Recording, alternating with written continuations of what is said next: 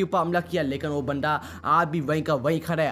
आज आपने उसके ऊपर जुल्म सितम किया, आज आपने उसको एक जेल के एक कमरे के अंदर बंद कर दिया, एक कमरे के अंदर, एक छोटे से कमरे के अंदर आपने बंद करके उसके ऊपर जुल्म सितम किया, उसके ऊपर कैद डोरी। लेकिन वो बंदा कह रहा है कि मैं वक्त के यजीदी और फ़िरौनियत की कभी गुलामी कबूल नहीं करूँगा और ना मैं अपनी कौम को झुकने नहीं दूंगा। ये अपने कान खोल के अपने जहनों के अंदर ये बात बिठा लें।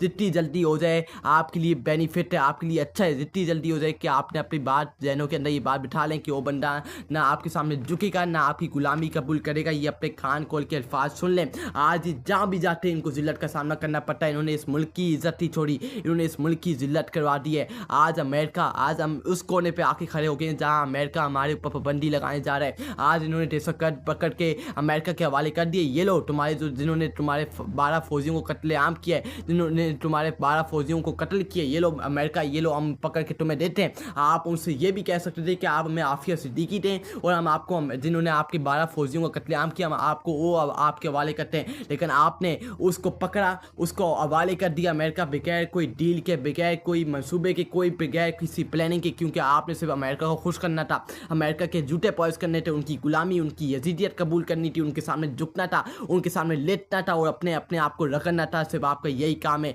सिर्फ अमेरिका को खुश करना है। कब आप अल्लाह को खुश करेंगे? कब आप अल्लाह की इबादत करते हैं? आप लोगों के सीनों के अंदर आज आपने बता दिया कि आप लोग यजीद हैं, आप लोग फ़िरौनियत हैं, आप अमेरिका के गुलाम हैं, आप अल्लाह की इबादत नहीं करते। ये जो आप लोगों ने कलमा पढ़ा हुआ है ला इलाहा इल्लल्लाह मुहम्मदुर रसूलुल्लाह, ये फ्रॉड कलमा आपने पढ़ा हुआ है, ये आपने झूठा कलमा पढ़ा हुआ है। आप अल्लाह की इबादत नहीं करते, आप अमेरिकों की इबादत करते हैं।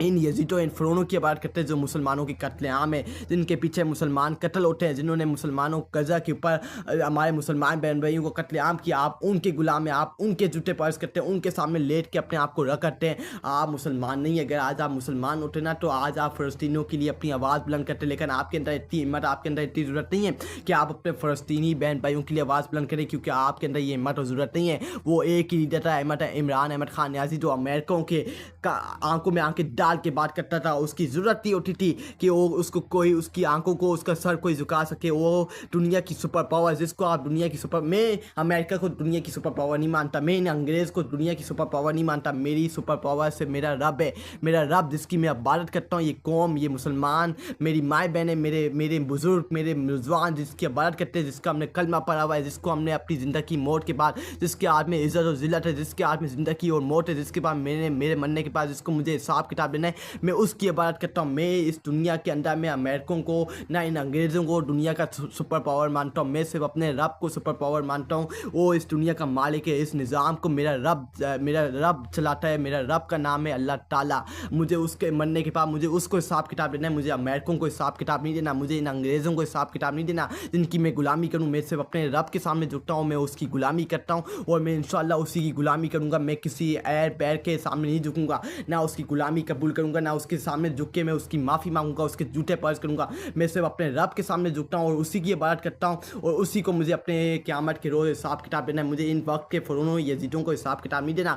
पाकिस्तानियों, आप गैरतमंद कौम बनना है, जिस तरह बांग्लादेश की कौम एक गैरतमंद कौम बन के बाहर निकली। बुजुर्ग हो, नौजवानों, माए बहनें हो, छोटे बच्चे हो, मासूम बच्चे हो, उन्होंने एक साथ मिल के एक कौम बन के वो निकले, अपने मुल्क को बचाया। और हसीना वाज़े जो चोर थी, करप्ट थी, जो एक यजीद थी, एक फ़िरौनी थी, एक मुनाफिक, एक फिट्टा औरत थी, उसको अपने मुल्क से भगाया, उसका खात्मा किया। जिस तरह श्रीलंका की आवाम निकली, एक साथ मिलकर एक कौम बन के निकली और उन्होंने अपने मुल्क के अंदर हकीकी आज़ादी लाई। इस तरह कौमें बनती हैं, इस तरह मुल्क अपने पाँवों पे खड़े होते हैं। ये जिन्होंने आज ऊपर बैठे हुए हैं, इन्होंने पूरी कोशिश की है कि इस कौम को अपने गुलाम कौम बनाना है। इन्होंने